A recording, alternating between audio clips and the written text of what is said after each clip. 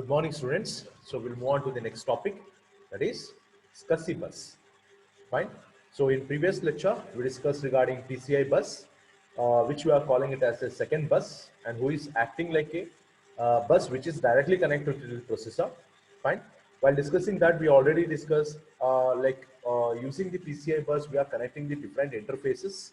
Okay, the interface for SCSI, interface for USB, and many more. Fine. And here we need to discuss about a special bus which is dedicated for the read and write operation of the disk exactly. Okay, so that we are calling it as SCSI bus. Okay, the full form of SCSI will be Small Computer System Interface. Okay, which is defined by ANSI.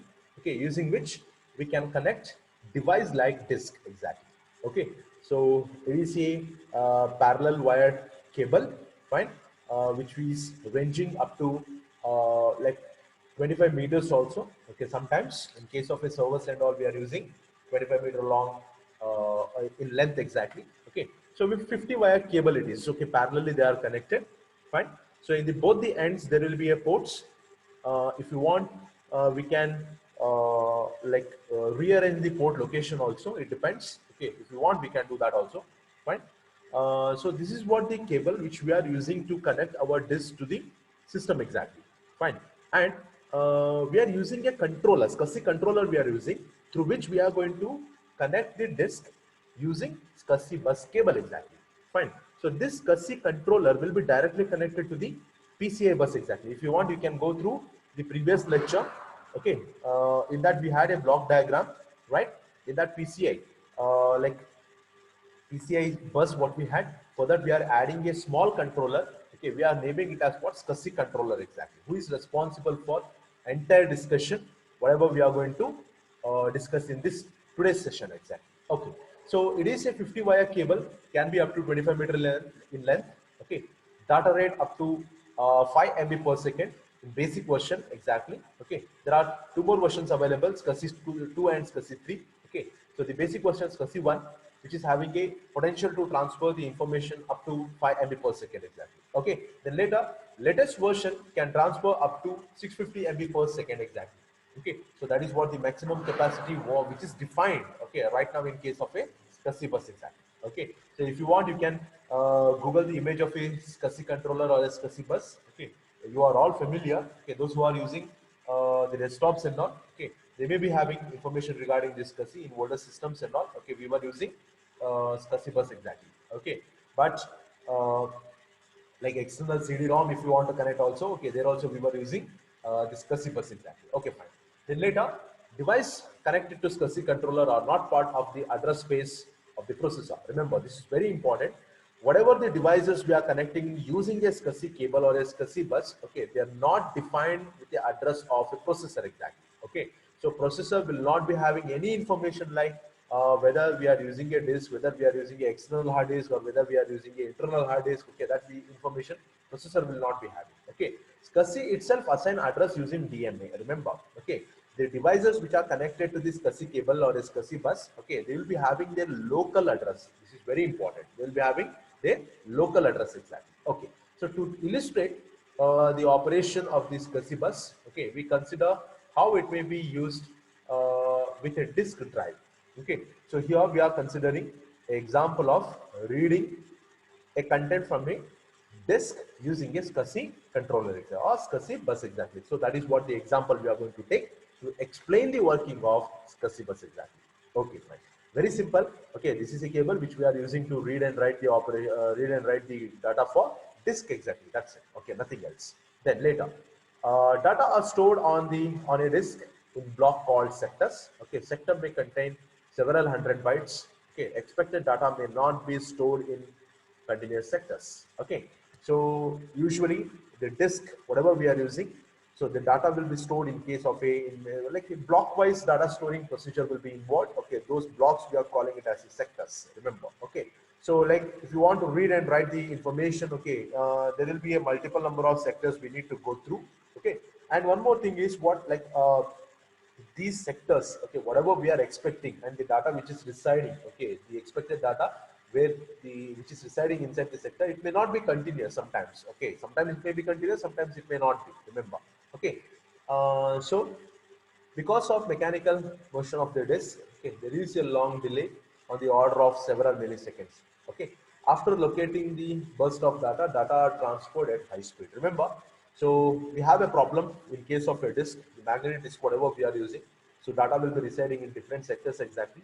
Okay, so first sector, if you are reading, that will be loaded to the buffer. Later, next sector will be found, and later the next sector content will be read. Okay, then that content is also been loaded to the buffer exactly. Okay, when we are reaching the maximum size of the buffer, like burst of information you'll be having means bulk of information you'll be available with. So that will be transferred towards the processor or towards the destination at high speed exactly. Okay, so to the rotary motion of the disk, okay, we are consuming some minor delay over here. Okay, so that is what the drawback we are facing over here in case of a disk operation. Clear? Okay, then later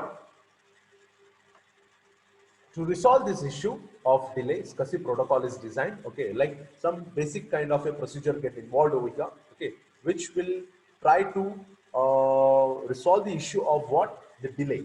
Okay, fine. We'll see this how it will be overcome and all in further topics and all. Okay, a controller connected to a disk or connected to a SCSI bus is one of two types. Okay, one we can call it as a initiator and one we can call it as a target exactly. Okay, so those who are connected, okay, to a SCSI bus, fine. So we are calling them as a initiator or else a target. Okay, sometimes the device will act as an initiator, sometimes it will act like a target exactly. Okay, initiator has the ability to select a particular target and sends commands specifying the operation to be performed exactly. Okay, so initiator always sends some command to the target like what should be performed. Okay, regarding that. Then later, initiator establish a logical connection with the intended target. Okay, once this connection has been established, okay, it can be suspended and restored as needed.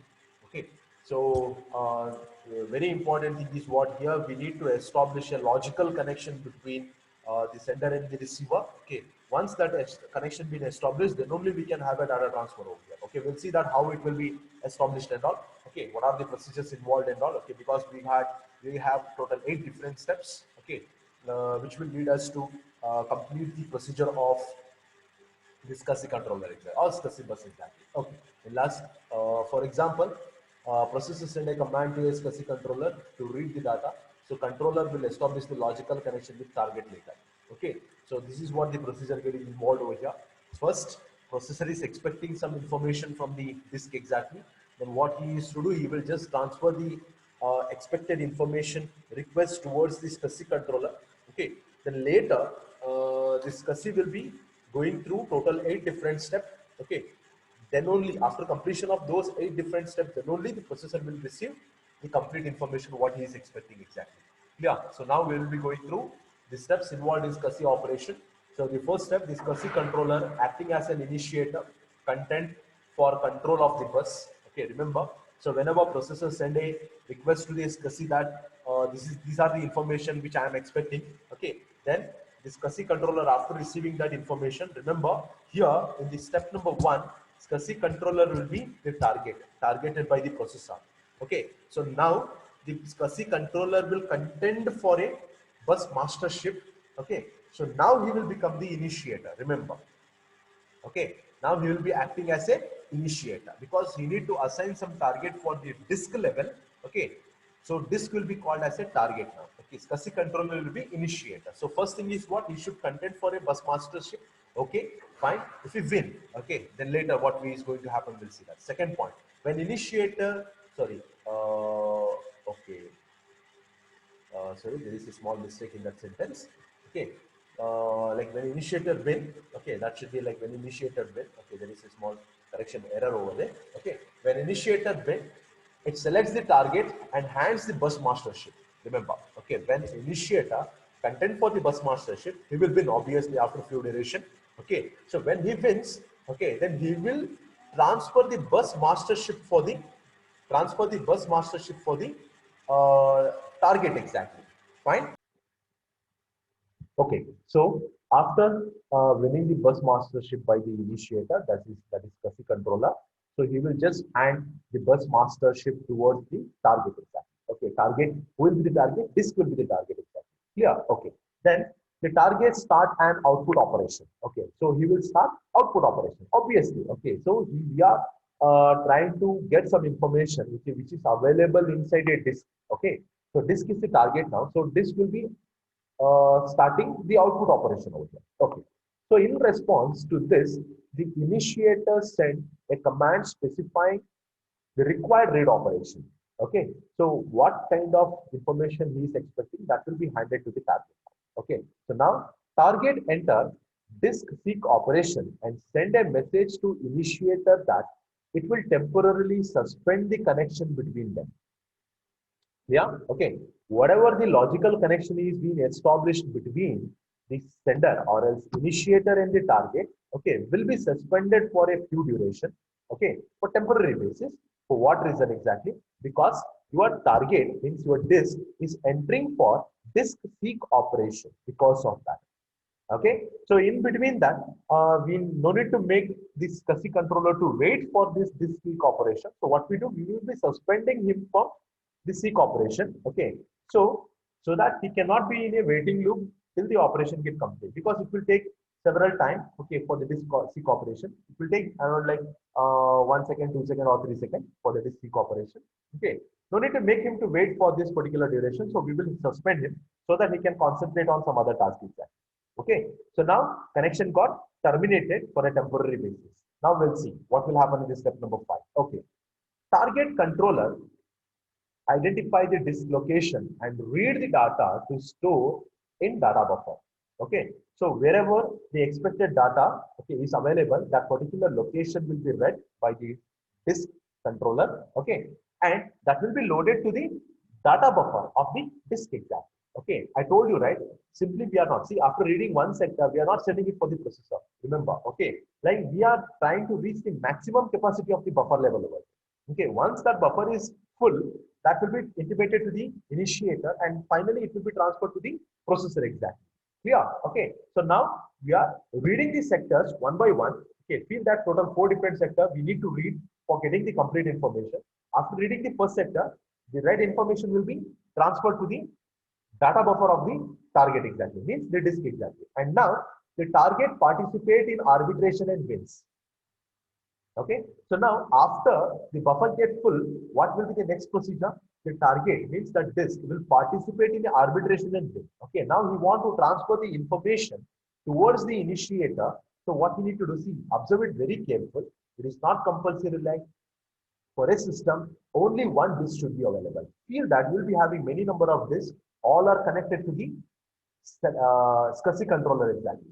So now what we did, we temporarily suspended the logical connection between the initiator and the particular target. Okay, our hard disk. Okay, so after the suspension, your SCSI controller may be busy with any other data transfer to the any other disk also. So what we need to do, our target must participate in case in the bus mastership arbitration, like arbitration procedure. Okay, and we should win. Okay, feel that the target win the arbitration. Now we have a connection between, we can have it. So now we know, now we can have a connection between the initiator and the target. Okay, because of that we are naming it as what? Now it restore the suspended logical connection to initiator. Clear? Okay, so after buffer is full, okay, the target will enter to the arbitration procedure. Okay, and if it is winning the arbitration, then he will establish, re-establish, or restore the suspended logical connection towards the initiator exam. Okay, fine. Now initiator and the target got logically connected. Now data will be transferred to the initiator, and again connection will be suspended to see next disk content. Observe it very carefully. Okay.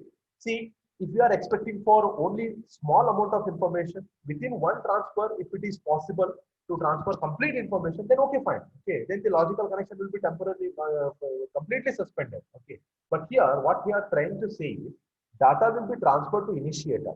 Okay, we have a logical connection, data will be transferred. Again, connection will be suspended to seek next disk content. Okay, means if you are still available with some set of pending data seek operation, okay, then the target will enter again for the seek operation. What will be done? Again, we are suspending the logical connection for temporary basis. Again, same procedure. It will enter for a seek operation. It will find the content. It will load it for the buffer.